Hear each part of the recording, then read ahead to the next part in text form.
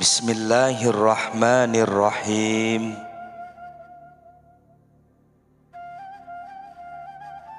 Dunia ini adalah sebuah panggung atau pasar yang disinggahi oleh para musafir di tengah perjalanannya ke tempat lain.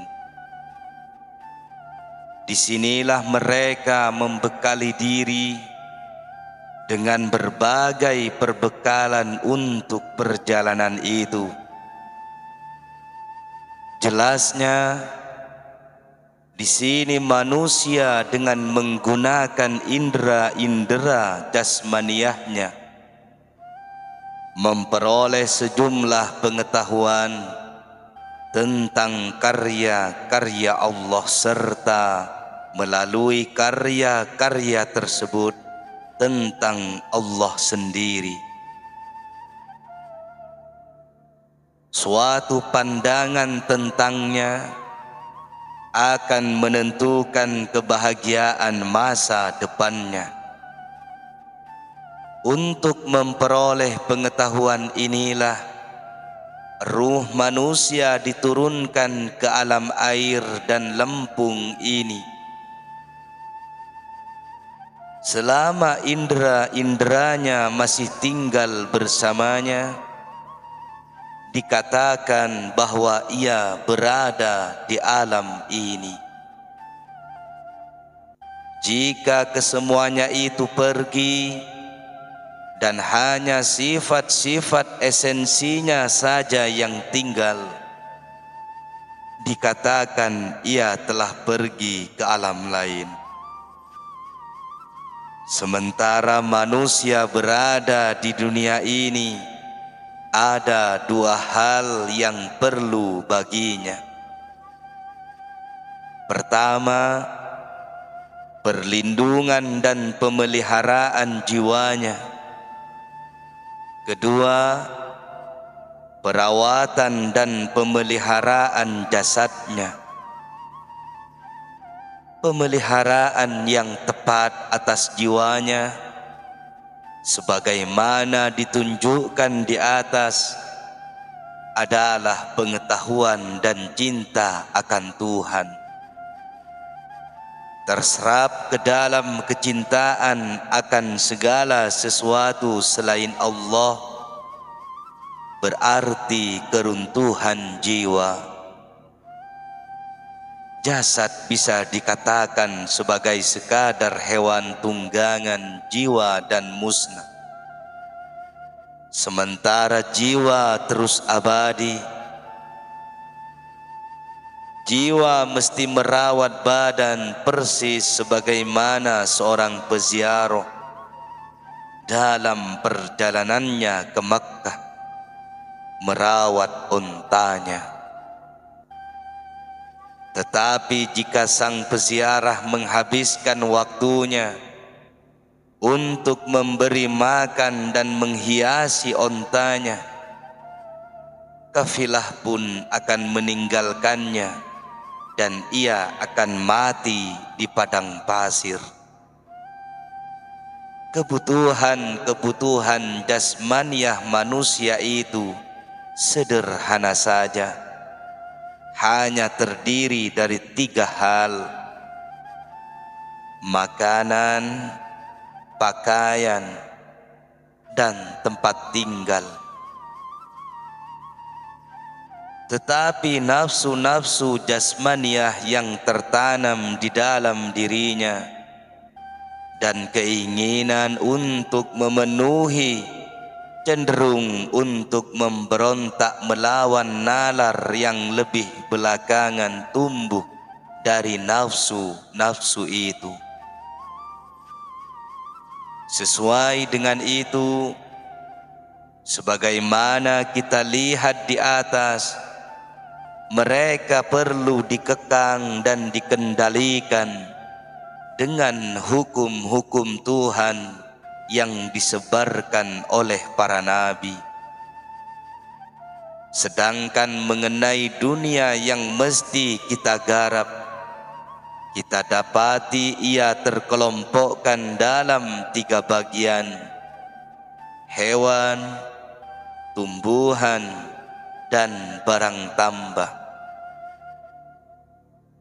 Produk-produk dari ketiganya terus-menerus dibutuhkan oleh manusia dan telah mengembangkan 3 pekerjaan besar: pekerjaan para penenun, pembangunan, dan pekerja logam.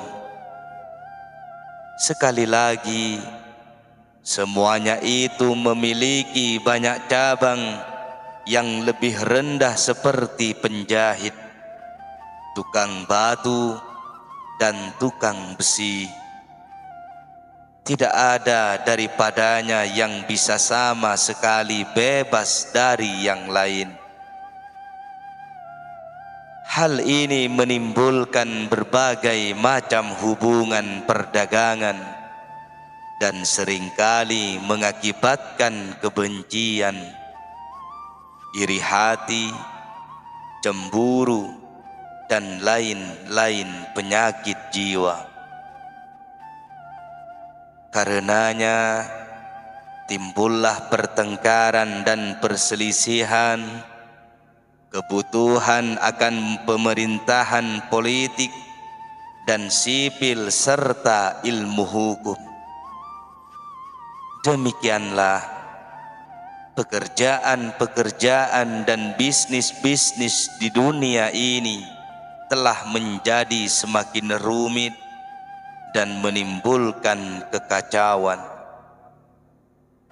Sebab utamanya adalah manusia telah lupa bahwa kebutuhan mereka sebenarnya hanya 3: pakaian, makanan, dan tempat tinggal, dan bahwa kesemuanya itu ada hanya demi menjadikan jasad sebagai kendaraan yang layak bagi jiwa di dalam perjalanannya menuju dunia berikutnya. Mereka terjerumus ke dalam kesalahan yang sama sebagaimana sang peziarah menuju Makkah yang karena melupakan tujuan ziarah dan dirinya sendiri terpaksa menghabiskan seluruh waktunya untuk memberi makan dan menghiasi ontanya. Seseorang pasti akan terpikat dan tersibukkan oleh dunia yang oleh Rasulullah dikatakan sebagai tukang sihir yang lebih kuat daripada Harut dan Marut, kecuali jika orang tersebut menyelenggarakan pengawasan yang paling ketat. Watak penipu dari dunia ini bisa mengambil berbagai bentuk. Pertama, ia berpura-pura seakan-akan bakal selalu tinggal dengan Anda, sementara nyatanya ia pelan-pelan menyingkir dari Anda dan menyampaikan salam perpisahan, sebagaimana suatu bayangan yang tampaknya tetap, tetapi kenyataannya selalu bergerak. Demikian pula dunia menampilkan dirinya di balik kedok nenek sihir yang berseri-seri tetapi tak bermoral, berpura-pura mencintai Anda, menyayangi Anda, dan kemudian membelot kepada musuh Anda, meninggalkan Anda mati merana karena rasa kecewa dan putus asa.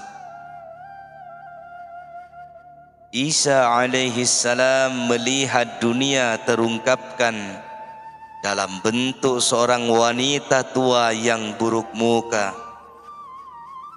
Ia bertanya kepada wanita itu, berapa banyak suami yang dipunyainya, dan mendapat jawaban jumlahnya tak terhitung. Ia bertanya lagi, telah matikah mereka ataukah diceraikan? Kata si wanita, ia telah memenggal mereka semuanya. Saya heran, kata Isa alaihi salam, atas kepandiran orang yang melihat apa yang telah kamu kerjakan kepada orang lain, tetapi masih tetap menginginimu. Wanita sihir ini mematuh dirinya dengan pakaian indah-indah dan penuh permata, menutupi mukanya dengan cadar, kemudian mulai merayu manusia. Sangat banyak dari mereka yang mengikutinya menuju kehancuran diri mereka sendiri.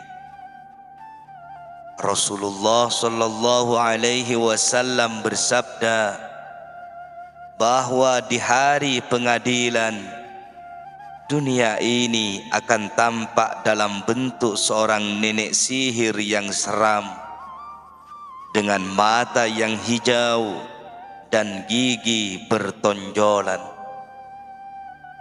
Orang-orang yang melihat mereka akan berkata, "Ampun, siapa ini?"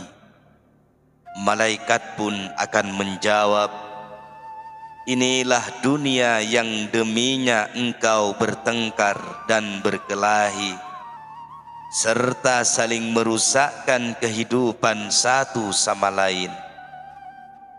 Kemudian wanita itu akan dicampakkan ke dalam neraka, sementara dia menjerit keras-keras, "Oh Tuhan, di mana pecinta-pecintaku dahulu?"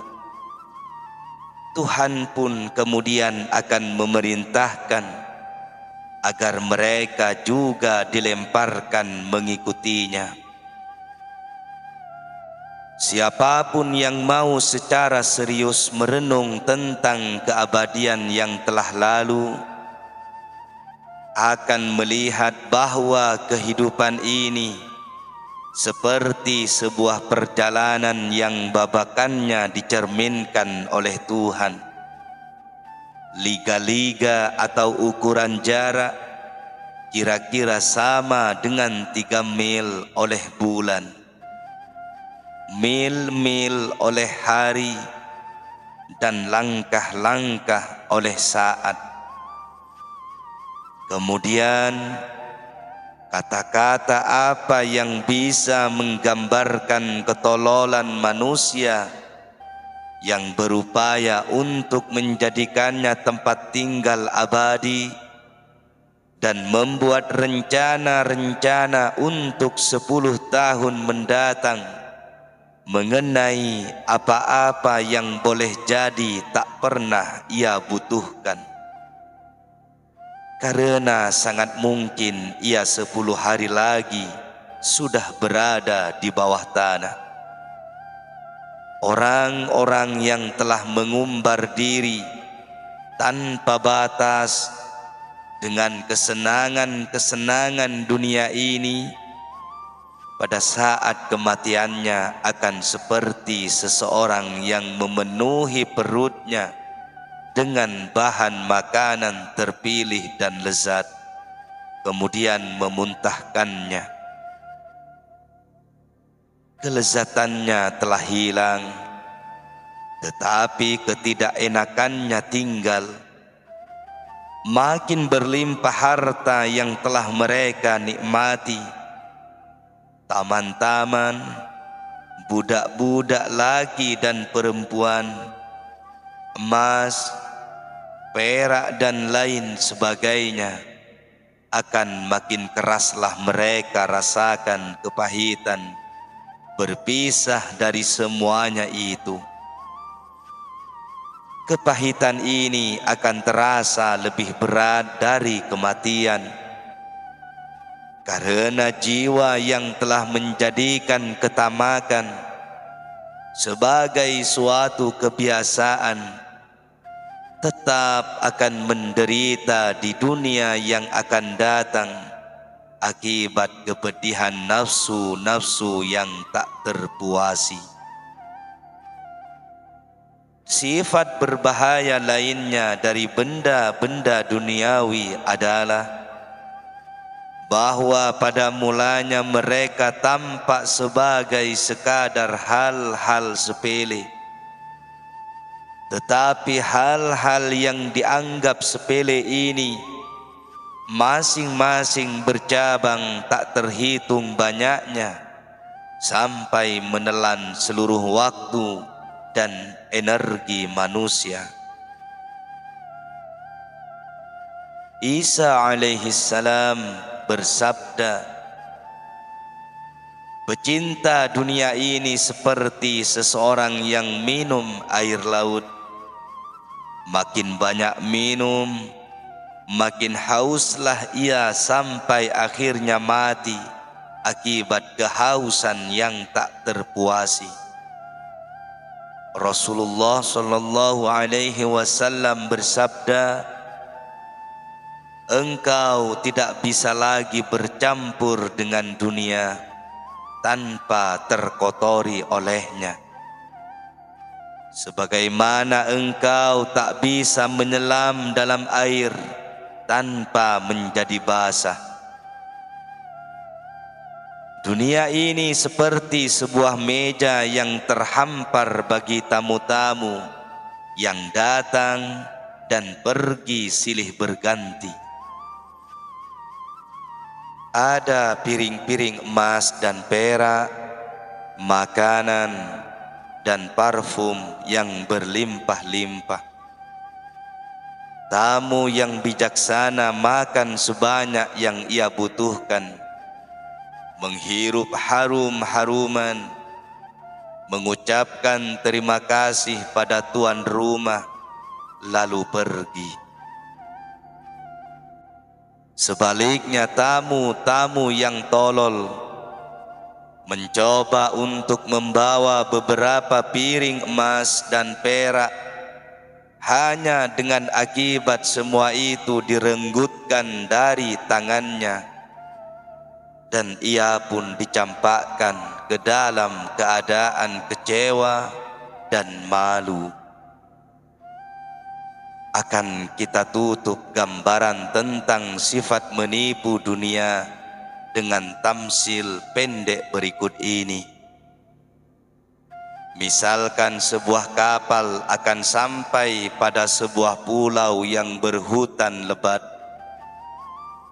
Kapten kapal berkata kepada para penumpang bahwa ia akan berhenti selama beberapa jam di sana, dan mereka boleh berjalan-jalan di pantai sebentar, tetapi memperingatkan mereka agar tidak terlalu lama.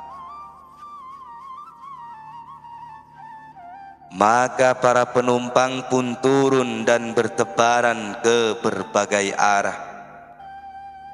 Meskipun demikian, orang yang paling bijaksana akan segera kembali, menemukan bahwa kapal itu kosong, lalu memilih tempat yang paling nyaman di dalamnya.